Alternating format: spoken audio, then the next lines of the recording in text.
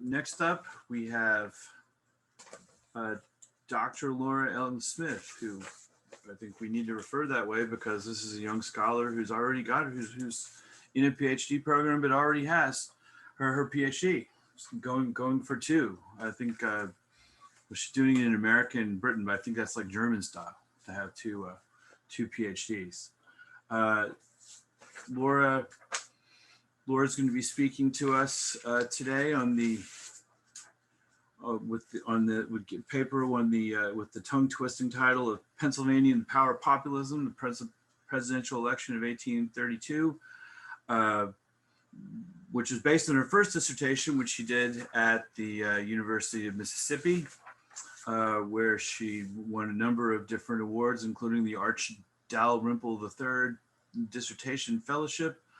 And then since then, she's moved on to Oxford University, St. Anne's College, where she's working on a new dissertation listed here as the opportunity of crisis, the roots and development of the imperial presidency in America, basically trying to talk about the imperial presidency having started apparently before Richard Nixon or Franklin Delano Roosevelt. I will have to find out the details of that. She's has a number of different, incredibly well published, a lesson to an example for all grad students and for everyone, given that she seems to have published like 6 journal articles while writing 2 dissertations and writing for the Washington Post and doing all kinds of other things. So without further ado, I'd like to turn you over to the extremely busy Lauren and productive Laura Ellen Smith. Thank you so much for that exceedingly kind introduction. Really, I wish I felt that well accomplished. I need you as my motivational speaker. I really do. So thank you so much for that.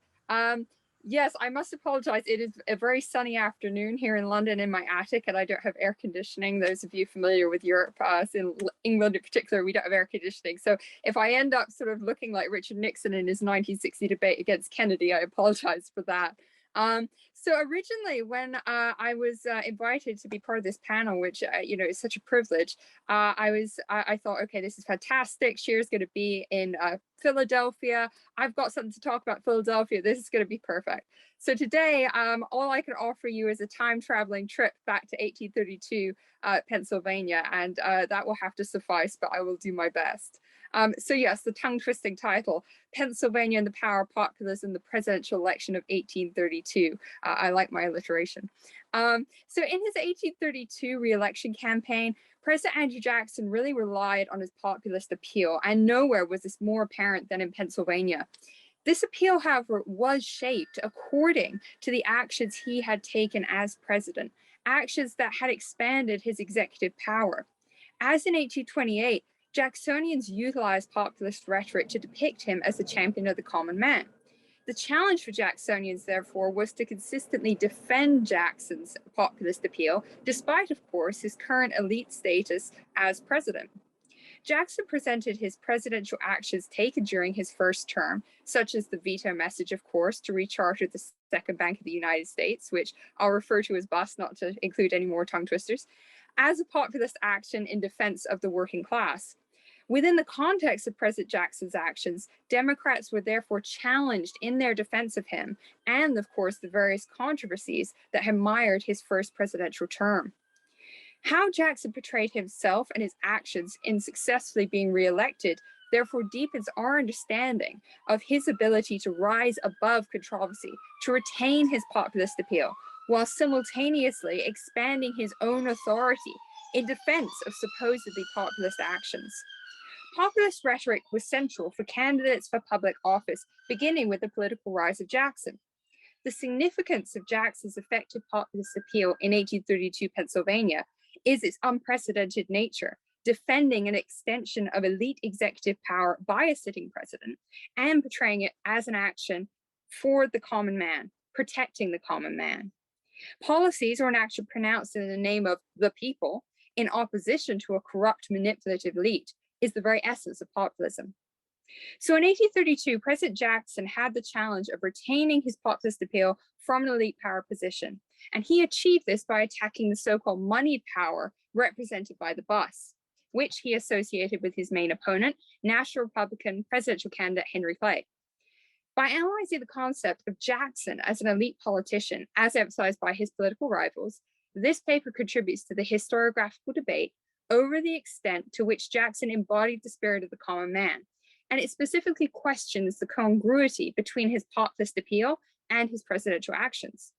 Opposition to Jackson, including the rise of third parties like the anti-Masons, have unfortunately garnered little historiographical attention, despite their importance and the way that they demonstrate the contested nature of white male democracy. So although both Jackson and his bank corps have received significant examination from historians, there has been scant analysis of populism in relation to Jackson. By analyzing the private papers of the leaders involved in the bus debate and the portrayal of Jackson by contemporary newspapers, this paper makes the case that Jackson successfully retained his populist appeal despite his elite political status and expansion of executive power during his first term. Specifically, the rhetoric utilized by Jacksonian newspapers in appealing directly to the people, coupled with Jackson's own justification for vetoing the bill to recharter the bus in his veto message, presents especially compelling evidence of Jackson's ability to cloak his expansion of executive power with a populist appeal. He interpreted the veto power as his to wield at liberty, as he was the sole public servant elected by the nation. Jackson's actions during his first term played a vital role in impacting the political parties and the policies they focused on to challenge Jackson in 1832. This is a critical difference from 1828. So if you ever have to teach a survey class, don't skip over 1832 because it's very different from 1828. 1828 being all about character, 1832 being all about policy. It's sort of a policy wonk debate. In Pennsylvania, debate over the bus unified Democrats against their anti-Jacksonian opponents, yet his veto threatened his standing amongst voters and produced an important decline in his supporters. To prove this, let's just quickly look at the numbers. Jackson won Pennsylvania in 1832 with 58% of the total vote for presidential electors. That sounds pretty good, but it is a notable decrease in his popularity because in 1828, he won the state with 66.7% of the total vote. So that's almost a 10-point difference. Pennsylvania's Constitution of 1790 granted nearly universal white male suffrage, making election results more indicative of a candidate's popularity within the state. So it makes this decline in Jackson's popularity in 1832 especially significant. The decline in his popularity was also reflected in the decrease of voter turnout from 58% in 1828 to 51% in 1832. The effectiveness of Jackson's populist message can therefore be more accurately gauged in Pennsylvania with its more expansive political participation. Notably, despite the similar policies endorsed by the National Republicans and the anti-Masons and their shared dislike, which may be I could strengthen that, very, very much dislike of Jackson, the two parties struggled to unite, thereby weakening the anti-Jacksonian vote, enabling Jackson to survive his losses. Again, it's just like Frank was talking about, unity is key for this. Nevertheless, with the state being both a center of anti-Masonic opposition to Jackson and home to the bus, the president's veto endangered Jackson's chances of securing Pennsylvania's electoral votes. The diversity of political opinion amongst voters, who overall did not give Jackson a significant mandate for re-election, is evident in the variety of loyalties of Pennsylvania newspapers. For the 1828 presidential election, again, just to throw some numbers at you, Jackson received 65.97% of the popular vote in Philadelphia. By 1832, however, voters in Philadelphia County only supported his re-election by a margin of 327 votes and 51.24% of the popular vote. In contrast, the anti-Jacksonian Union ticket received 62.63% of the popular vote in Philadelphia City. That's 5,476 votes in comparison to the 3,267 votes cast for Jackson. While historians of the age of Jackson have briefly recognized the impact of the veto on the 1832 election results in Pennsylvania, none have mentioned the implications for Jacksonian populism. Despite the populism evident in Jackson's veto message, the action itself diminished the potency of Jackson's appeal, which was based on populist rhetoric amongst Pennsylvania voters. Voters, especially anti-Jacksonians, identify the contradiction in Jackson's supposedly populist veto and its simultaneous expansion of his executive power to issue vetoes. So on July 10, 1832, President Jackson vetoed the bill to recharter the bus. But simultaneously, he utilized his veto message as populist rhetoric, once again portraying himself as the defender of the common man. The irony was that both Jackson and Clay wanted the election to become a referendum on the bus, as they possessed opposing beliefs as to whether the majority of voters either distrusted or supported the bus. During the intensity of the campaign, Jackson's desire to both deliver on a promised policy and simultaneously humiliate the bus is a highly plausible explanation for the timing of his feud with Nicholas Biddle, the president of the Second Bank of the United States, over the national debt. And anyone who has been to the Smithsonian American Art Gallery, you will see that there's a bust of Andrew Jackson and a bust of Nicholas Biddle in the same room. And I just love to imagine, you know, if you had night at the museum, they would be arguing all night long. It's just fantastic. Yeah, his history in the making. What makes this confrontation between the two men extraordinary, however, is the fact that Jackson seemed to be willing to risk, and indeed overtly encouraging, a recession that would result in economic hardship simply to demonize the bus in the hope of convincing voters to support his re-election. It's an exceedingly risky chance that Jackson makes with this decision, risking his re-election, risking the economy. Biddle responded imprudently by dispersing publications of Jackson's veto under the belief that it was so fallacious it would inspire voters to support the bus. But of course, Clay cautioned Biddle against this, saying the power of Jackson's rhetoric over voters less familiar with the utility of the bus and economics more in general. But the damage had already been done. Biddle had gone ahead and spread out the publication of Jackson's veto message. The message encapsulated Jackson's populist approach to governance, the importance of the veto in making the election a kind of referendum on a policy matter has been recognized by historians as one of the unique factors of Jackson's re-election campaign.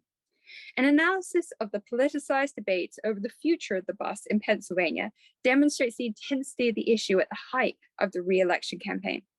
Anti-Jacksonians portrayed the veto as evidence of Jackson's demagoguery, while Jacksonians actively attacked the integrity of the bus. Both pro and anti-Jacksonian groups, meanwhile, utilized political rhetoric that focused on class appeals. Jackson's veto encouraged both National Republicans and anti-Masons in Pennsylvania, the latter a group, unfortunately, whose opposition to Jackson has been thus far rather neglected. Anti-Masonry, as most of you know, began in New York in 1826 as opposition to Masonry. It was deemed to be an affront to America's ideal of a meritocratic society. Anti-Masonry did not arrive in Pennsylvania until 1828, when it began to develop into a political party. Anti-Masonry mainly had supporters amongst Germans in the southeastern central areas of the state who were attracted by the religious component. So again, this is similar to Massachusetts at the time. But they also had an appeal with poor farmers in the western part of the state who felt neglected by the lack of internal improvements in their region. In the summer prior to the election, correspondence between Clay and National Republican vice presidential nominee and Pennsylvania John Sargent demonstrated the need to bring all anti-Jacksonian voters, whether National Republican or anti-Mason, together. Sargent wrote to Clay that, quote, "I have very strong hopes that we shall be able to take Pennsylvania, provided we could firmly consolidate the opposition. The Irish call is a powerful one." Sargent thereby recognized the challenge to defend the bus against the populist Jacksonian rhetoric that utilized class and ethnic tensions to encourage voters of Irish heritage to support the president, who of course was himself of Scotch and Irish ancestry. Anti-Jacksonians in Pennsylvania intertwined both political and economic arguments in their defense of the bus. Pulse's American Daily Advertiser, a newspaper, republished an extract of a letter to the editors of the Baltimore Chronicle, stating, quote, "The veto have produced a powerful sensation. The political stock of Mr. Clay has risen to a greater degree that the bank stock has been depressed by this act of the president." So the newspaper printed broad arguments of potential economic hardship, targeting voters, stating in July 1832, quote, Pennsylvanians, the source of your wealth are about to be dried up, the means of your existence cut off. The bank is to be put down through the influence of President Jackson. Similarly, the anti-Masonic Pennsylvania Telegraph argued in August 1832, quote, the effect will be calamitous unless the executive mandate is arrested by the voice of the people. And this demonstrates the likeness of these appeals made by both national Republicans and anti-Masons to combat the populist rhetoric of the Jacksonians. Anti-Jacksonian newspapers in the state made more specific economic arguments that projected confidence in the belief that the majority of voters agreed with them. In the aftermath of Jackson's veto, the Pennsylvania Telegraph focused on the detriments to the local economy, arguing, quote, while Pennsylvania is groaning under an enormous state debt, we deeply regret this measure. The newspaper stressed regional divisions as well. Quote, our prosperity as a nation is endangered, yea, on the very brink of destruction, through servility to a Southern president with Southern feelings hostile to the vital interests of Pennsylvania. So this rhetoric was really effective as the economic uncertainty it encouraged. It resulted in small panics in different areas of the country that lost the Democrats many votes. Regardless of the persuasiveness of the anti-Jacksonian economic arguments, however, an economic panic was likely to occur as Jackson's veto inherently tied his potential re-election to the destruction of the bus, so therefore itself creating uncertainty. In Pennsylvania, the populist rhetoric focused on attacking the bus, defending Jackson, and funnily enough, attempting to diminish the issue as an election issue at all. So prior to the veto, Jacksonians had reason to feel confident they could rely on Pennsylvania to vote for the president as they controlled the state. A letter sent in February of 1832 to Senator Samuel Smith of Maryland emphasized, quote, the great state of Pennsylvania was the first to nominate Andrew Jackson. Nonetheless, Pennsylvania Democrats had in February endorsed the bus, so it placed them in opposition to the president, whose views were only made clear in July. This did not impact the decision of Jacksonians in Pennsylvania to vehemently attack the bus as part of their campaign. The strength of the Democrats' response to Jackson's veto was apparent in the ferocity with which they attacked the bus. The American Sentinel referred to the National Republicans as the bank party.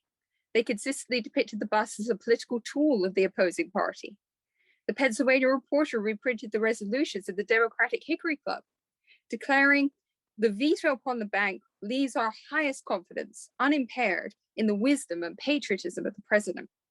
So it's a dual tactic of attacking the bus and defending the president.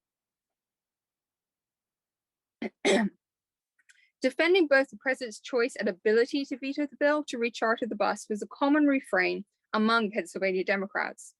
The American Sentinel defended the president's right to veto. In a weak attempt at impartiality, it reprinted an article from the Carlisle Republican, stating, quote, however warm our feelings may have been in favor of recharter, we cannot but sanction the constitutional course of the president. And this is one of the most reiterated defenses of Jackson that appeared in a wide variety of Jacksonian newspapers, the phrase, Andrew Jackson, bank or no bank, in capital letters, no less. And this equally defends Democrats' loyalty to the president, while simultaneously and ironically attempting to diminish the bank as an issue at all. And this demonstrates their fear that Jackson's veto risked his re-election. Jackson's veto message is evidence of his populist approach to governance and interpretation of executive power that became a central component to the campaigning of both Democrats and anti-Jacksonians. On the one hand, the message included popular sentiments, such as Jackson's statement, quote, that the rich and powerful too often bend the acts of government to their selfish purposes. That's probably one of the most repeated quotes of the veto message by historians, but for good reason. On the other hand, Jackson articulated his interpretation of the power of the three branches of the federal government, diminishing the power of the Supreme Court, which of course is very important considering how he reacts to their defense of the Cherokees, stating that, quote, the authority of the Supreme Court must not be permitted to control the Congress or the executive when acting in their legislative capacities, but to have only such influence as the force of their reasoning may deserve.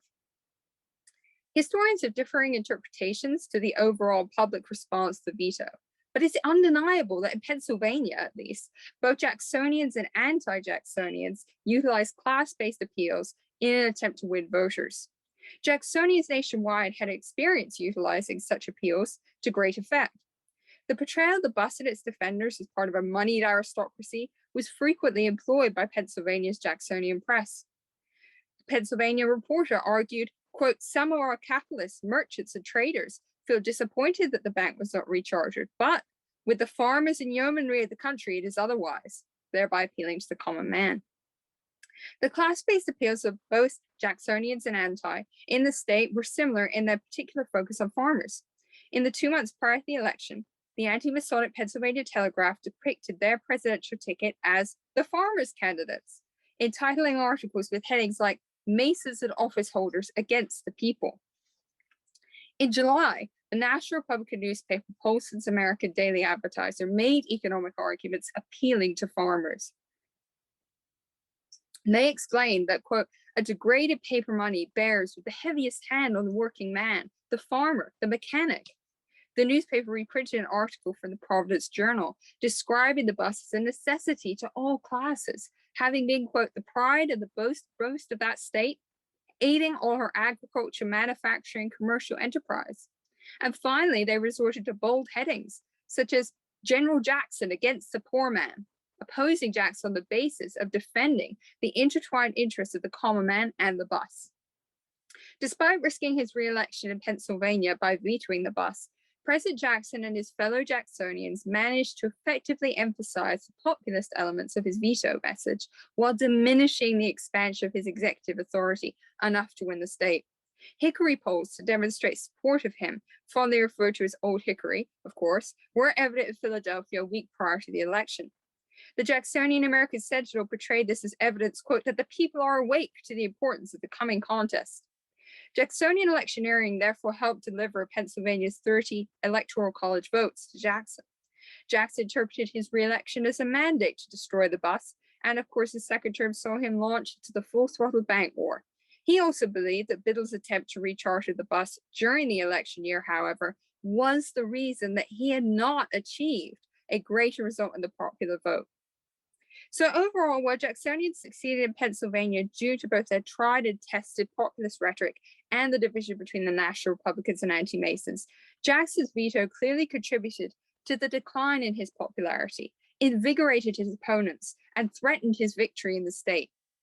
Anti-Jacksonians encouraged voters to recognize the contradiction of the supposedly populist veto and its expansion of Jackson's executive power, and this likely helped diminish Jackson's popularity.